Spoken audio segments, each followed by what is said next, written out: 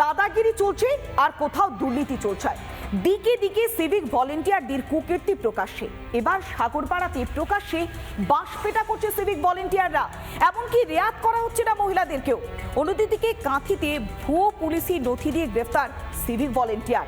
এই বাংলার বুকে সবটাই তো ভুয়ো, এ ভাষাতে আক্রমণ শানিয়েছে বিরোধী শিবির।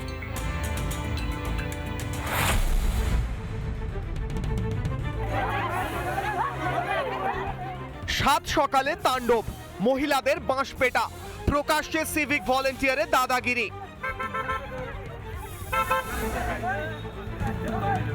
এই ছবি মুর্শিদাবাদের সাগরপাড়ায়।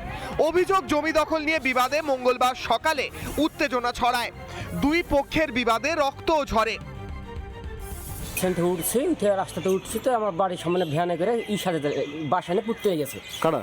শামসুদ্দি, দশরথ আর ওই মহি, আরও 10-15 জন এসে ঘিরতে লেগেছে। আমি আমার বাধা দিয়েছি, আমাকে এসে পিছন থেকে এসে মারতে গেছে, হাসি দিয়ে লাঠিতে মারতে লেগেছে। আমি ধরতে গেছি, গলাতে মারতে হতে আমি আমাদের হাতে মারিয়ে দিয়েছে। এই নিয়ে বিবাদ সামাল দিতেই ঘটনাস্থলে পৌঁছয় পুলিশ। শুরু হয় সিভিক ভলেন্টিয়ারদের দাপাদাপি।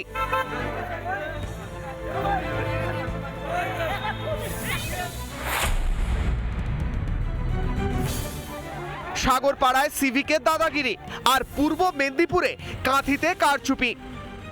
পুলিশ ভেরিফিকেশন রিপোর্ট জাল করা অপরাধে এক সিভিক ভলেন্টিয়ার্সকে গ্রেপ্তার করলো কাঁথি থানা পুলিশ। কাঁথি থানার ধনঞ্জয় করণ নামে এক সিভিক ভলেন্টিয়ার্স দীর্ঘদিন ধরে পুলিশ ভেরিফিকেশন রিপোর্ট এবং পুলিশের সইকে জাল করছিল, এমনটাই অভিযোগ উঠে আসছিল। সিভিক ভলেন্টিয়ার তার সঙ্গে একটা অর্থের বিনিময়ে তিনি থানার যেটা স্ট্যাম্প, সিল ইত্যাদি জাল করে এই পিসিসিটা বানানো হয় এবং তারপরে সেটা একটা পরিচিত অ্যাডভোকেটের কাছ থেকে এই যে অভিযোগকারী ঝন্টু মান্না তার কাছে পৌঁছয়। আমাদের যে ধনঞ্জয় করণ বলে যে সিভিক ভলেন্টিয়ার, তাকে আমরা অ্যারেস্ট করেছি।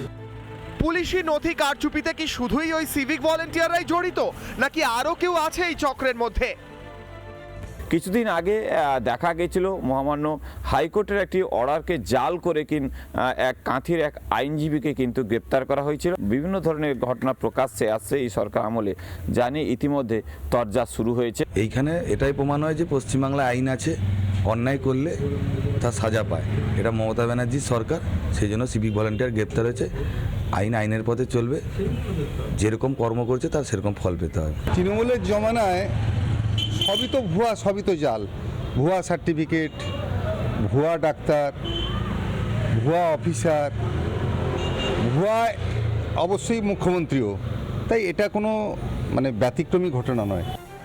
দাদাগিরি থেকে দুর্নীতি, সবেতেই সিভিক ভলেন্টিয়ারদের ব্যবহার করা হচ্ছে। তাদের কাজের নির্দেশিকা বেঁধে দিয়েছে সুপ্রিম কোর্ট। সেটা কি মানছে রাজ্য সরকার? নজরদারি বা কে চালাচ্ছে? রিপাবলিক বাংলা। নানা ধরনের কন্টেন্ট দেখার জন্য লাইক করুন, শেয়ার করুন আমাদের ফেসবুক পেজ, সাবস্ক্রাইব করুন আমাদের ইউটিউব চ্যানেল। পাশাপাশি অন্যান্য ব্রেকিং নিউজের জন্য অবশ্যই চোখ রাখুন রিপাবলিক বাংলায়।